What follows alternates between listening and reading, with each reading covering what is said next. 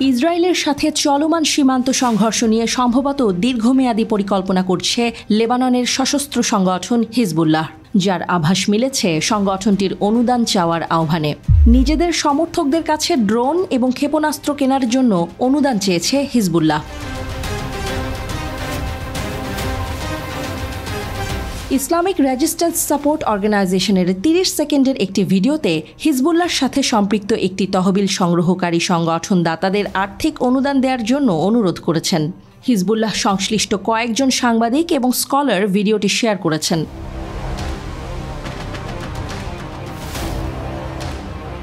ভিডিওতে বলা হচ্ছে, আপনার মাথা আকাশের দিকে তুলুন এবং দেখুন আপনার সমর্থন কোথায়। ইসরায়েলি বাহিনীর সাথে হিজবুল্লাহর আন্তঃসীমান্ত যুদ্ধে ব্যবহৃত বিমানের উল্লেখ করে এই বার্তা দেওয়া হচ্ছে।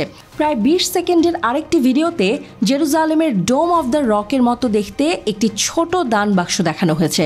ভিডিওর ওই বাক্সে মানুষকে অর্থ এবং গহনা দিতে দেখানো হয়েছে।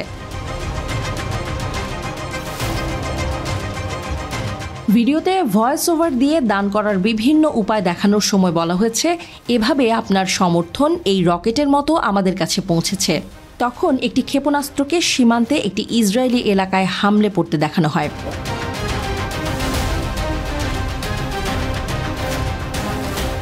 গাজায় ইসরায়েলি আক্রমণের জবাবে গত অক্টোবর থেকে ইসরায়েলের সাথে সীমান্ত সংঘর্ষে হিজবুল্লাহ অত্যাধুনিক অস্ত্র ব্যবহার করেছে।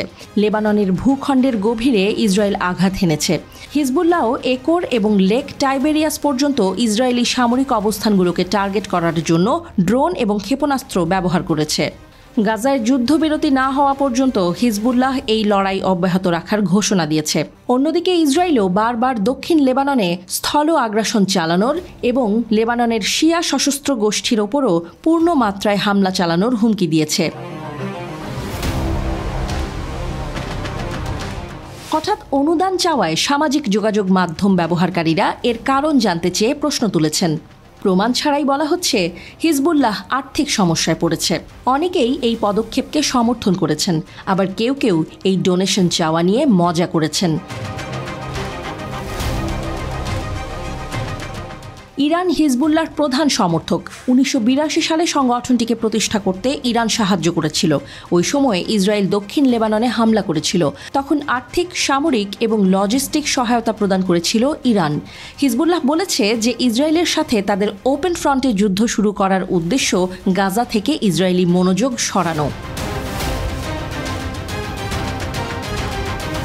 হিজবুল্লাহ ইসরায়েল যুদ্ধে লেবাননে ৪০০রও বেশি মানুষ নিহত হয়েছে, যাদের বেশিরভাগই নাকি হিজবুল্লাহর যোদ্ধা।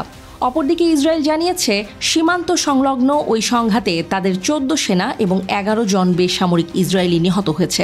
তবে হিজবুল্লাহ বিশ্বাস করে যে সংখ্যাটি আরও বড়।